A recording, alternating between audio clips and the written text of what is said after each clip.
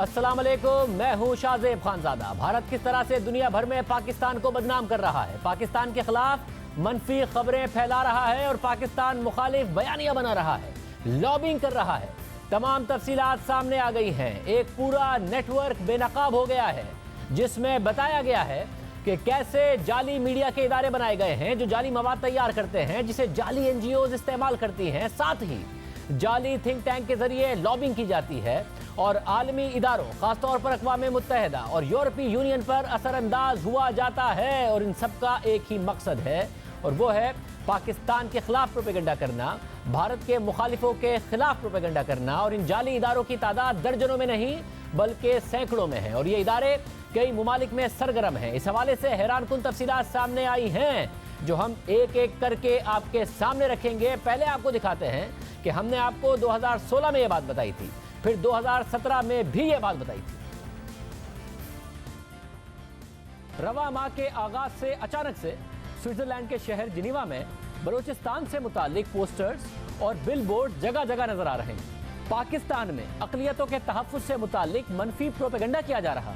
इस प्रोपेगेंडे के पोस्टर्स रक्षों पर और टैक्सियों पर चस्पा हैं और इस मज़मूम मुहिम की टाइमिंग और मकाम बहुत अहम है। ये सब ऐसे वक्त में हो रहा है जब जेनेवा में अक़वाम मुत्तहिदा की ह्यूमन राइट्स काउंसिल का 36वां इजलास हो रहा है। इंसानी हकूक़ की काउंसिल का 36वां इजलास हो रहा है। गुज़िश्ता साल भी सितंबर के महीने में जेनेवा में ऐसा ही कुछ हुआ था, लेकिन गुज़िश्ता साल भी इस काम को अंजाम देने वाले पैसे देकर किराए के मुजाहिरीन लाए गए थे। साहब, पिछले साल भी जेनेवा गए थे। पिछले साल की निस्बत इस साल जो कैंपेन है वो क्या मुख्तलिफ है, ज़्यादा बड़ी है, क्या फ़र्क है? ये बहुत बड़ी कैंपेन है। इसकी अगर आप कॉस्ट का अंदाज़ा लगाएं तो ये तकरीबन 2.5 से 3 मिलियन फ्रैंक्स तक की इसकी कॉस्ट बनती है। जो बलूचिस्तान हाउस नामी तंजीम है उसने पोस्टर्स लगा रखे हैं जो पाकिस्तान का जो उसकी जो जोग्राफिया जो वहदत है उसके ख़िलाफ़, जिन पर नारे दर्ज हैं। इस तरह की कैंपेन कम अज़ कम 10 साल से मैं जेनेवा कवर कर रहा हूँ। मैंने इतनी बड़ी कैंपेन इस लेवल पर नहीं देखी और ये बहुत मुनज़्ज़म अंदाज में चलाई जा रही है। ये पूरी नई वेबसाइट सेटअप की गई है, नई तंजीमें सामने आई हैं। ये पूरा एक नया जो स्ट्रक्चर है वो सामने आया है। इसके पीछे जो मुख्तलिफ फ्रंट्स हैं, जो लोग इस वक्त इसको फ्रंट कर रहे हैं, उसमें आपको सारे लोग मकामी नज़र आ रहे हैं जो मुख्तलिफ यूरोपियन ममालिक के हैं, जो वाइट हैं वो हैं। लेकिन वो उन सब से जब बात करते हैं तो वो ये कहते हैं कि उनको पैसे दिए गए हैं और वो हायर्ड है और ये काम किसी के लिए भी कर सकते हैं। उनके लिए तो ये एक डे जॉब है, वो ये काम पाकिस्तान के लिए भी कर सकते हैं। और अब इस पूरे नेटवर्क को यूरोपीय यूनियन में फेक न्यूज़ यानी झूठी खबरों के हवाले से काम करने वाले तहकीकाती इदारे EU डिसइंफो लैब ने बेनकाब किया है, जो गुज़िश्ता साल जारी होने वाली तहकीकाती रिपोर्ट का तसलसल है। रिपोर्ट के आगाज़ में बताया गया है कि गुज़िश्ता साल हमने 65 मुमालिक में 265 जाली मीडिया के नेटवर्क का सुराग लगाया था जो पाकिस्तान के खिलाफ मनफी मवाद तैयार करता था। ये नेटवर्क उन मशकूक किरदारों ने बनाया जो यूरोपीय पार्लियामेंट के जाली मैगजीन EP टुडे के पीछे थे। ये मैगजीन 2006 से ब्रसल्स में फाल था। ये खुद साख्ता मैगजीन यूरोपीय पार्लियामेंट के अराकीन और दीगर सियासतदानों के लिए एक ऐसा प्लेटफॉर्म था जहां वो अपने ख्यालात का इजहार कर सकते थे, खासतौर पर ऐसे ख्यालात जो भारत के मुफाद में और पाकिस्तान के खिलाफ हों। उनमें कुछ यूरोपीय अराकीन पार्लियामेंट और दीगर सियासतदान अक़वाम मुत्तहिदा के साइड इवेंट्स, प्रेस कॉन्फ्रेंसेस और अक़लियतों के हुकूक के इदारों के मुजाहिरों में शिरकत करते थे, जिनका इनेकाद यही मशकूक किरदार करते थे। रिपोर्ट के मुताबिक तहकीक में यह बात सामने आई है कि द टाइम्स ऑफ जेनेवा नामी एक जाली मीडिया और उसके साथ मुबैना तौर पर जेनेवा में काम करने वाली 4 न्यूज़ एजेंसी तहरीरी और वीडियो कंटेंट तैयार करती है, जिसे ये NGOs ऑनलाइन इस्तेमाल करती हैं और फिर भारतीय न्यूज़ एजेंसी ANI और दीगर जाली मीडिया नेटवर्क के जरिए इसे फैला दिया जाता है। इस सारे ऑपरेशन का ताल्लुक दिल्ली में वाक़या श्रीवास्तवा ग्रुप से जुड़ता है, जिसने women's economic and social think tank के पार्टनरशिप के साथ यूरोपीय यूनियन के 27 अराकीन के दौरा कश्मीर को स्पॉन्सर किया और भारतीय वज़ीर आज़म नरेंद्र मोदी से उनकी मुलाकात भी कराई। रिपोर्ट के मुताबिक हालिया तहकीक में हमने इन वेबसाइट्स, डोमेन नेम्स और ईमेल एड्रेसेस को छोड़ दिया था, जिसमें मजीद छानबीन की ज़रूरत थी। और गुज़िश्ता कुछ महीनों के दौरान हमने इन मामलात को मजीद गहराई से देखा और अपनी तवज्जो commission to study the organisation of peace नामी NGO पर रखी। रिपोर्ट के मुताबिक छानबीन के बाद हमें इस बात का एहसास हुआ कि ये अमरीकी NGO जो अक़वाम मुत्तहिदा की इकनॉमिक एंड सोशल काउंसिल से तस्लीम शुदा है, वो 70 की दहाई से गैर फाल हो गई थी और फिर 2005 में जाकर दोबारा फाल हुई थी। रिपोर्ट के मुताबिक इस इदारे के शनाख्त को उन्हीं अनासिर ने हाईजैक किया जिनकी निशानदही हमने अपनी हालिया तहकीक में की थी। और हैरानकुन तौर पर हमें यह पता चला कि ये इदारा न सिर्फ दोबारा मंजर-ए-आम पर आ गया है, बल्कि इसके साबिक चेयरमैन, जिन्हें अमेरिका में आलमी कवानीन बराए इंसानी हुकूक के बानियों में समझा जाता है और जो 2006 में इंतकाल कर चुके हैं, उन्होंने इस इदारे के जरिए 2007 में अक़वाम मुत्तहिदा की काउंसिल बराए इंसानी हुकूक के इजलास में शिरकत की और 2011 में फ्रेंड्स ऑफ गिलगित बल्तिस्तान की तरफ से वाशिंगटन डीसी में जो तकरीब मुनक़िद हुई उसमें भी उन्होंने शिरकत की।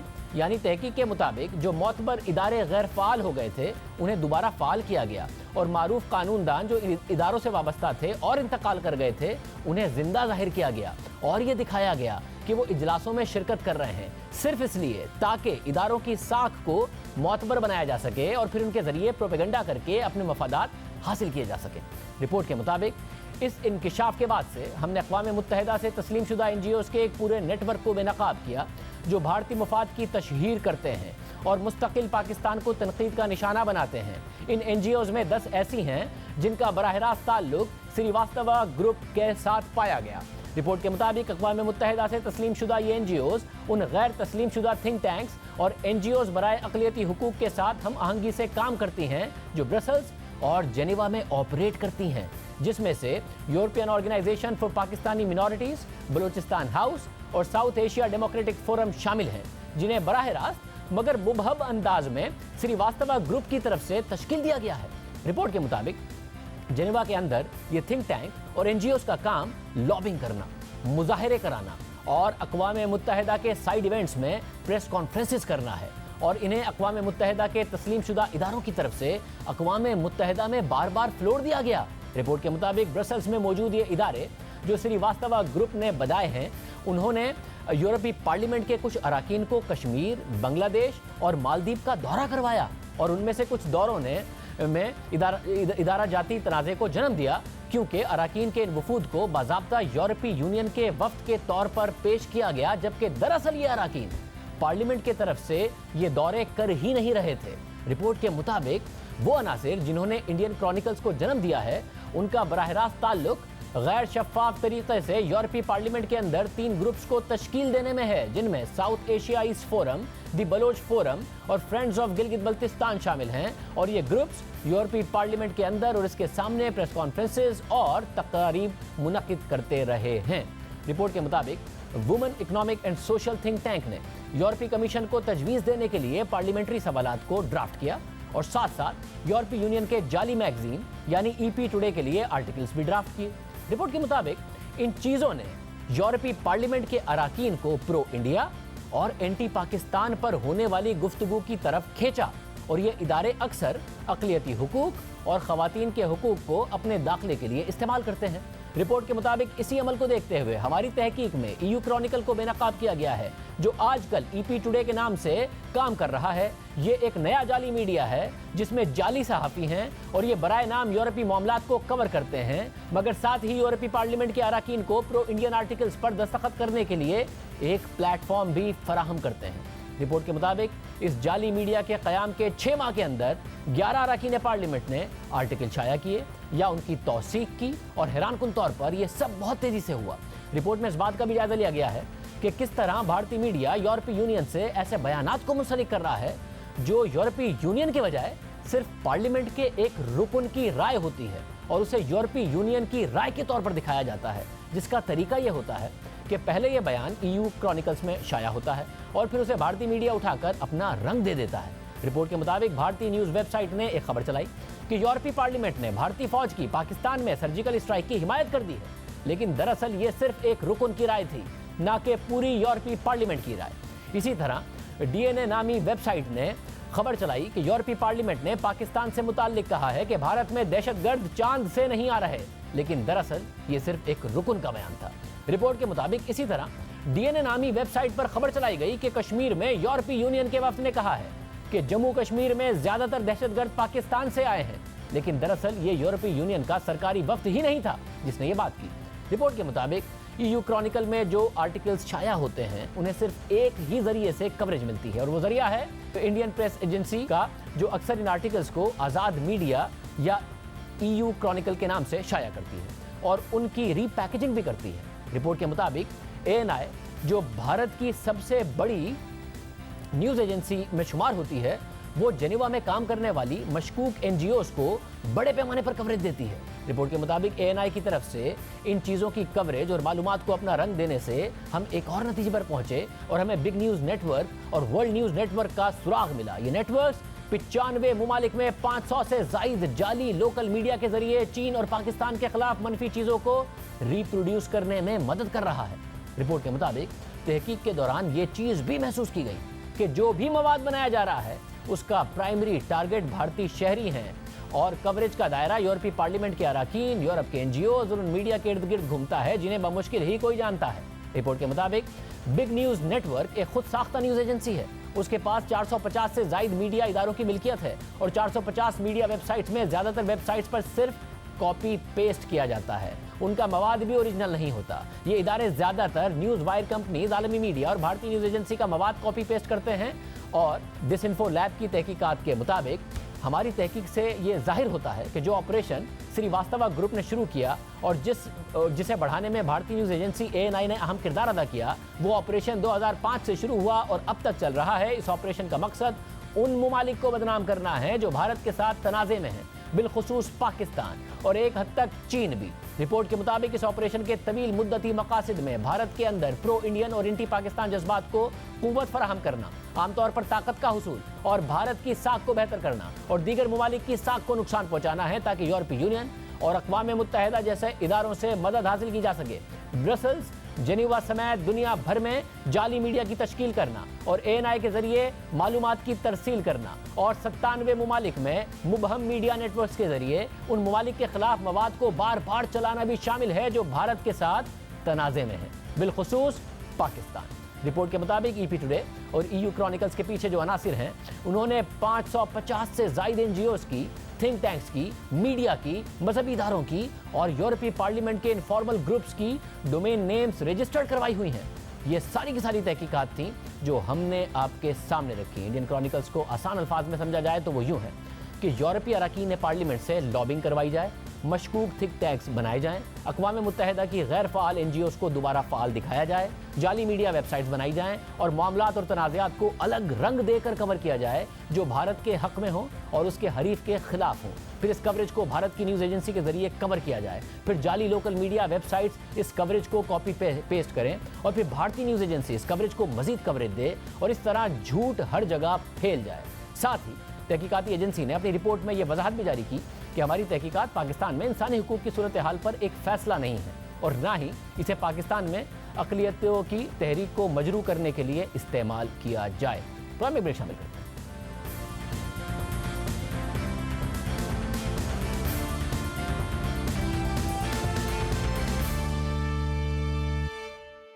आज ये जो कहते थे दिन रात NRO नहीं दूंगा, NRO नहीं दूंगा, पिछले 2 दिन से हाथ जोड़ के नवाज शरीफ से NRO मांग रहा है।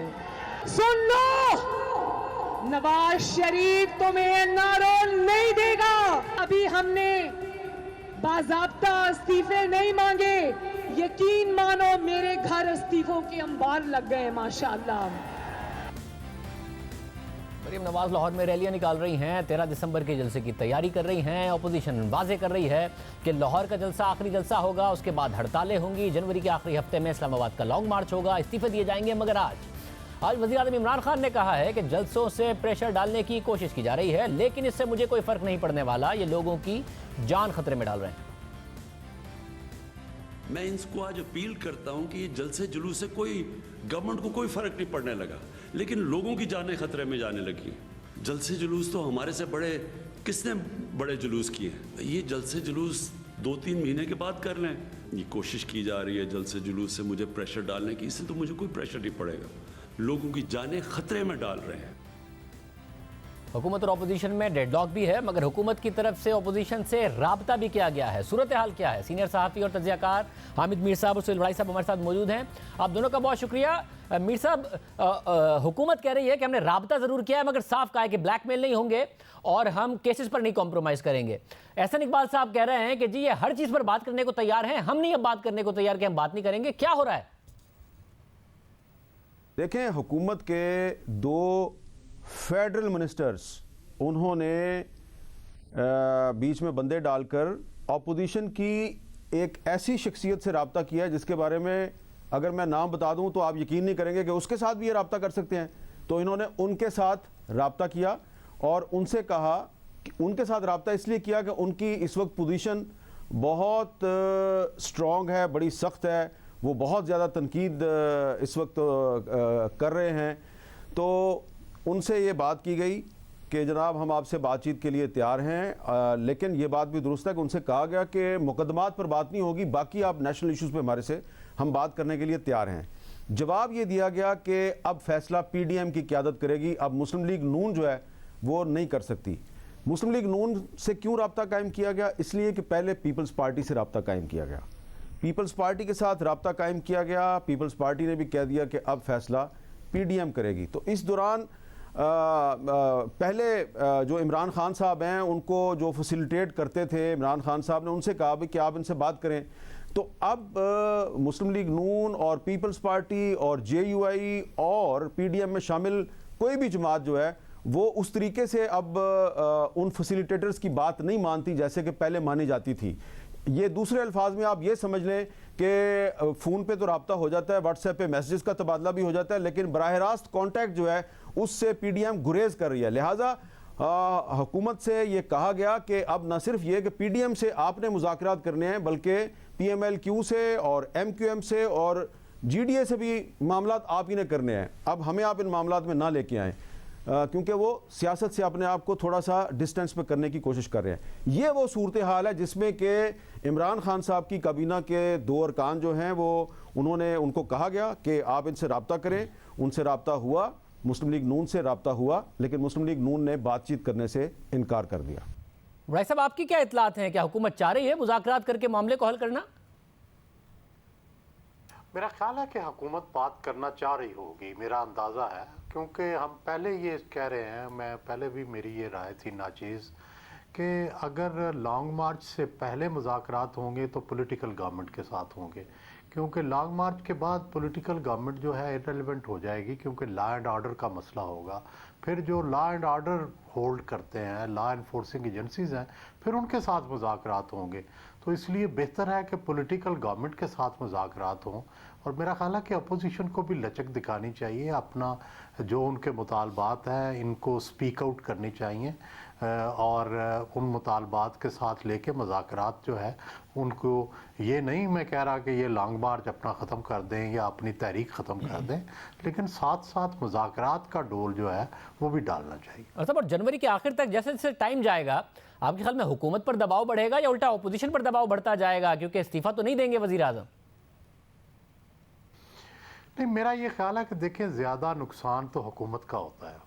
अपोजिशन तो देखें, फ़र्ज़ करें कल को घर भी बैठ जाए तो उनके पास 100 उज़र होंगे, 100 बहाने होंगे, जी कोविड है, जी गवर्नमेंट ने ये नहीं करने दिया, बंदे गिरफ्तार हो गए हैं, ये हो गया। लेकिन हुकूमत को देखें, जो ही ये लॉन्ग मार्च शुरू होगा या जलसे जुलूस शुरू होंगे, सबसे पहला जो नुकसान होगा वो जो सियासी इस्तेहकाम है वो ख़राब होगा, और सियासी इस्तेहकाम के साथ माशी इस्तेहकाम जो है वो जुड़ा होता है। तो चुनाचे जो थोड़ी बहुत मईशत बेहतर होना शुरू हुई है वो फौरी तौर पर रुक जाएगी। तो इससे हुकूमत को भी नुकसान होगा, ज़ाहिर है रियासत पाकिस्तान को भी नुकसान होगा। इसीलिए सब लोगों की मेरा ख्याल है इज्तिमाई राय ये थी कि मुज़ाकरात होने चाहिए, कोई ग्रैंड नेशनल डायलॉग होना चाहिए, और जो भी आपस में इनके मसाइल हैं, दोनों इलेक्टेड लोग हैं, गवर्नमेंट भी अपोजिशन भी, दोनों डायलॉग करें, सिस्टम को चलाने की कोशिश करें। और हामिद मीर साहब, पीपल्स पार्टी अभी भी क्या हिचकिचा रही है इस्तीफों के मामले पर? नून लीग ने तो अनाउंस कर दिया कि वो सिंध से भी इस्तीफा देंगे, पीपल्स पार्टी नहीं कर रही है अभी ना। देखें, पीपल्स पार्टी जो है वो आप भी समझते हैं कि एक उसका स्टेक बहुत ज़्यादा है, और उनके पास न सिर्फ ये कि सिंध में हुकूमत है, बल्कि वो उनके पास डिप्टी चेयरमैन सेनेट का ओहदा भी है। तो पीपल्स पार्टी जो है उसमें ज़्यादातर जो अरकान की अक्सरियत है वो ये समझते हैं कि हमें पीडीएम के साथ जाना चाहिए। और इसमें इंटरेस्टिंग बात यह है कि जो पंजाब में पीपल्स पार्टी के जो रहनुमा हैं वो उनकी सोच बिल्कुल वैसी ही है जैसी कि मुस्लिम लीग नून की सोच है। और सिंध में भी कुछ ऐसे जो वुज़रा हैं जिनसे मेरी बात हुई है जो कि समझते हैं कि अब हमें पीडीएम के फ़ैसलों के साथ ही चलना है। अलबत्ता ये एक बात जो है वो किसी सतह पे हो रही है कि अगर हमने पीडीएम के फ़ैसले पर अमल दरामद के लिए इतनी बड़ी कुर्बानी देनी है और सबसे ज़्यादा कुर्बानी हमने देनी है और सबसे ज़्यादा ख़तरा भी जो है वो हमने मोल लेना है, तो हमें क्या सिक्योरिटी है कि कल दोबारा जो है वो हम आपस में नहीं लड़ते और हमारे साथ वो नहीं होगा जो अभी गिलगित बल्तिस्तान के इलेक्शन में हुआ, जहाँ पे पीडीएम भी कायम है और साथ ही साथ पीपल्स पार्टी और मुस्लिम लीग नून और JUIF के उम्मीदवार भी एक दूसरे से लड़ रहे हैं। इस पर बातचीत चल रही है। अभी ये बातचीत जो है ये गैर रस्मी है, लेकिन पीपल्स पार्टी और मुस्लिम लीग नून के दरमियान ये बातचीत चल रही है कि हम पीडीएम को आहिस्ता आहिस्ता मरहलावार एक सियासी इत्तेहाद से एक इंतखाबी इत्तेहाद में तब्दील कर दें। और मुस्लिम लीग नून की इंतहाई अहम शख्सियात जो हैं उन्होंने पीपल्स पार्टी की इंतहाई अहम शख्सियात के साथ ये बात की है कि हम आपको पीपल्स पार्टी को पंजाब में कुछ सीटों पे आपके साथ एडजस्टमेंट करते हैं, आप हमारे साथ यानी मुस्लिम लीग नून के साथ कराची की कुछ सीटों पर एडजस्टमेंट करें, अगर हो सके तो सिंध के दूसरे शहरों में भी कुछ सीटों पर एडजस्टमेंट करें। इसी तरह JUIF जो है वो खैबर पख्तूनख्वा में और बलूचिस्तान में पीडीएम में जो शामिल जमातें हैं वो उनके साथ एडजस्टमेंट कर सकती है। लेकिन एडजस्टमेंट पर अभी बाकायदा बातचीत सिर्फ पीपल्स पार्टी और मुस्लिम लीग नून के दरमियान चल रही है, और जब ये फाइनलाइज हो जाएगी तो मेरा ख्याल है कि उसके बाद पीपल्स पार्टी को कोई प्रॉब्लम नहीं है और वो इतना बड़ा स्टेप लेने के लिए तैयार हो जाएंगे। उड़ाई साहब, आप मुसलसल कहते रहे कि तसादुम की तरफ सूरत हाल जा रही है, अगर ये हड़तालें लॉन्ग मार्च तक मामला जाता है तो आपको लग रहा है तसादुम खुदा न खास्ता हो जाएगा, या कुछ इदारे बीच में पड़कर किसी न किसी तरीके से इस तसादुम के मामले से रोक लेंगे दोनों जमातों को, अपोजिशन को और हुकूमत को? मेरा ख्याल है कि पाकिस्तान की जो रियासत है इसमें बहुत सारे ऐसे फरीक हैं जो स्टेक होल्डर हैं और वो बीच में पड़ के मेरा ख्याल है तसादम नहीं होने देंगे, क्योंकि रियासत पाकिस्तान को इस तसादम का बहुत नुकसान होगा, मईशत को, रियासत को, सियासत को और इंतज़ामिया को। तो मेरा ख्याल है कि उस स्टेज से पहले जो है कुछ ना कुछ लोग ज़रूर बीच में पड़ेंगे, कुछ ना कुछ अदारे बीच में पड़ेंगे और ये मामला सुलझ जाएगा। हाँ, आखिरी स्टेज पे जाके सुलझेगा, लेकिन सुलझ जाएगा। बहुत शुक्रिया। प्रोग्राम में ब्रेक शामिल करते हैं, एक और आम पर बात करेंगे।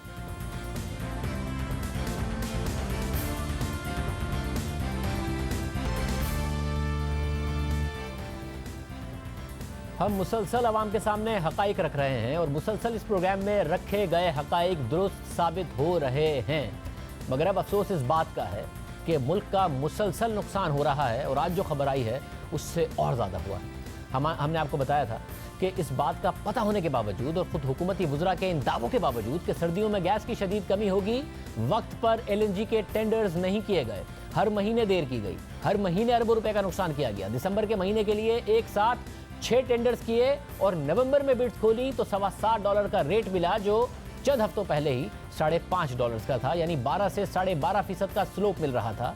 मगर आखिर में जाकर टेंडर किया तो 17% का स्लोप मिला, यानी 6 से 7 अरब का नुकसान एक महीने में किया गया। अक्टूबर नवंबर में नुकसान किया गया। हम मुसलसल कहते रहे कि हुकूमत को देर नहीं करनी चाहिए, कीमतें अगस्त के महीने से मुसलसल बढ़ रही हैं, बैनुल-अक़वामी मीडिया मुसलसल छाप रहा है, देर का नुकसान हुआ है और होगा। और आज जो सूरत हाल सामने आई है वो और तशवीशनाक है और अफसोसनाक है।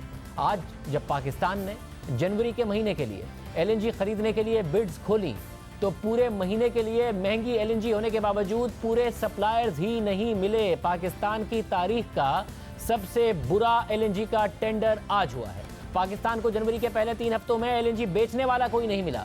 टेंडर्स करने में इतनी देर की गई कि मार्केट में जनवरी के पहले 3 हफ्तों के लिए पाकिस्तान को इतनी महंगी कीमतों पर भी सप्लायर ही नहीं मिला, जैसा कि आपके सामने स्क्रीन पर है। मगर आखिर के 10 दिनों के लिए भी जो 3 टेंडर्स मिले उनमें भी ट्रेडर्स की तरफ से 21 से 34% तक के रेट दिए गए, यानी $9 से लेकर $14 तक का रेट। मगर कतर पेट्रोलियम की तरफ से 15.3% से 17.3% के रेट्स पर 3 कार्गोज की ऑफर की वजह से पाकिस्तान और बड़े बहरान से बच गया। इस रेट पर भी पाकिस्तान को LNG $7.5 पर पड़ेगी। इससे यह भी वाज़ेह हो रहा है कि बिल्कुल आखिरी वक्त में सर्दियों की पीक डिमांड में जब पाकिस्तान एक साथ 6 कार्गोज का ऑर्डर लेके गया तो दिसंबर में तो मिल गए मगर बहुत महंगे मिले। मगर जनवरी के पहले 3 हफ्तों में महंगी होने के बावजूद भी सप्लायर्स के पास LNG दस्तयाब नहीं है। खरीदार मौजूद है मगर बेचने वाला कोई नहीं है, यानी जिसने खरीदना थी वो खरीद चुका है और पाकिस्तान बिल्कुल आखिर में मार्केट में गया है। ये इसलिए बाईस तशवीश है कि जनवरी में सर्दी और बढ़ जाएगी और गैस दरकार होगी, मगर शुरू के 20 दिनों के लिए LNG पाकिस्तान खरीद ही नहीं सका है, यानी गैस का बड़ा बहरान पैदा हो सकता है, क्योंकि वजारत पेट्रोलियम के देर करने की वजह से एक तो गैस इंतहाई महंगी मिली और फिर ज़रूरत के मुताबिक गैस भी नहीं मिली। उम्मीद करते हैं कि हुकूमत गवर्नमेंट टू गवर्नमेंट बुनियादों पर कतर से या किसी और मुल्क से बात करके मजीद LNG का इंतजाम कर ले, क्योंकि आज ही वजारत पेट्रोलियम ने ट्वीट किया कि आइंदा चंद रोज़ में मुल्क के शुमाली इलाकों में सर्दी बढ़ने का इम्कान है, जिससे गैस की तलब बढ़ जाएगी। तहम मुल्क भर में गैस की फराहमी को यकीनी बनाया जाएगा। आज ही ये ट्वीट किया और आज ही हुकूमत के देर से टेंडर करने की वजह से टर्मिनल खाली होने के बावजूद जनवरी के शुरू के 3 हफ्तों के लिए LNG ही नहीं खरीदी जा सकी, क्योंकि कोई सप्लायर नहीं था, जिससे शदीद सर्दियों में गैस ना होने की वजह से अवाम के लिए बेपनाह तकलीफ और मसाइल होंगे और फर्नेस ऑयल से और ज़्यादा बिजली पैदा करनी होगी। हम बार बार वज़ीर आज़म की तवज्जो इस तरफ दिला रहे हैं कि पेट्रोलियम मिनिस्ट्री के गलत और ताख़ीर से फैसले अरबों रुपए के नुकसान का अलग बाइस बन रहे हैं और एक बहरान को भी जन्म दे रहे हैं और इस वक्त शदीद बहरानी सूरत हाल पैदा हो गई है। एक और तशवीशनाक बात यह है कि फरवरी के लिए LNG की ट्रेड इस वक्त $8.6 पर जाकर हो रही है, यानी पाकिस्तान ने फरवरी का टेंडर भी देर से किया है और जब 28 दिसंबर को बिड्स खोली जाएंगी तो डर है कि पाकिस्तान को रिकॉर्ड बुलंद कीमतें मिलेंगी। उम्मीद करते हैं कि इनमें कमी आए, मगर इस वक्त सूरत हाल बहुत बुरी नजर आ रही है। वज़ीर आज़म नदीम बाबर साहब से ये सवाल पूछें कि क्या पाकिस्तान की तारीख में आज तक इतना बुरा LNG का टेंडर हुआ है। दूसरा सवाल ये पूछें कि अब जनवरी के शुरू के 20 दिन में गैस की कमी कैसे पूरी होगी। तीसरा सवाल ये पूछें कि ये उनकी कैसी पॉलिसी थी कि एक तो पाकिस्तान को गैस बहुत महंगी मिली, दूसरा महंगी होने के बावजूद पूरी नहीं मिली और अवाम को शदीद सर्दियों में गैस की शदीद कमी का सामना अलग करना पड़ेगा। वज़ीर आज़म ये सवाल उनसे पूछें। प्रोग्राम एक शामिल करें।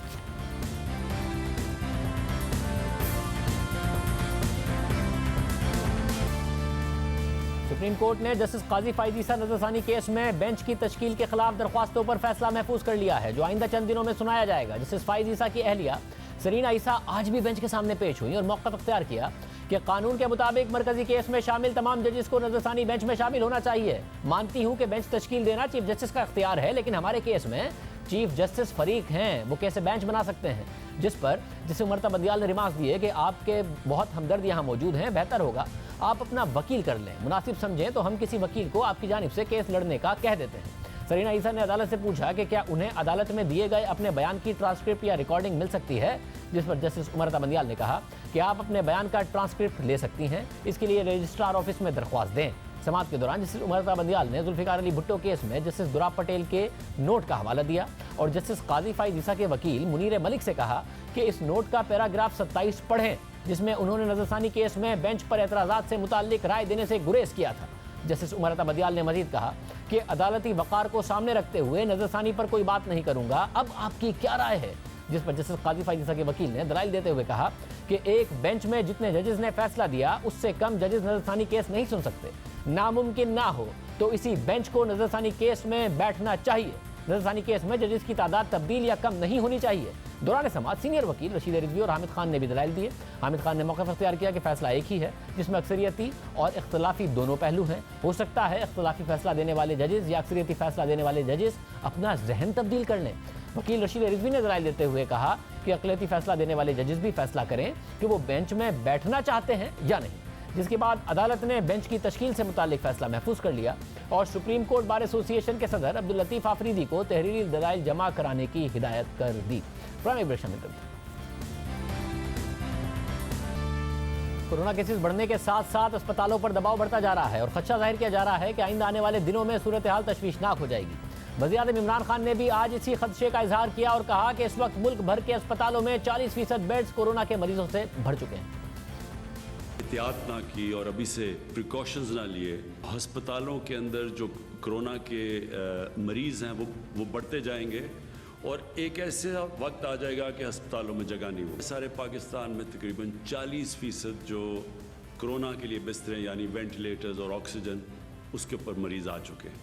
तो ये खुद ही अंदाज़ा लगा लें कि अगर इसी रेट पे बढ़ता गया हमारे तो अस्पताल भर जाएंगे। जिस तरह हमने दूसरे मुल्कों में देखा, अमेरिका में देख रहे हैं और यूरोप में देखा, जिधर वसाइल बहुत ज़्यादा है हमारे से, अगर वहाँ हेल्थ वर्कर्स को भी ख़तरा और अस्पताल भरे हुए हैं तो यहाँ तो बहुत मुश्किल हालात हो जाएंगे। ये है टाइम, हम सारी कौम मिल के एहतियात करें, SOPs पे चले। इजाज़त दीजिए, अल्लाह।